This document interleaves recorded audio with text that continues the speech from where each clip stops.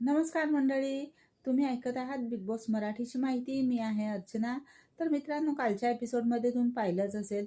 तर ते मानकापे आला आहे ना, जोडीमध्ये फिरायचं आहे सगळ्यांना. त्यामध्ये अरबाजाने आर्याची जोडी लावली आहे. त्यांना तो बेल्ट बांधून फिरायचा आहे.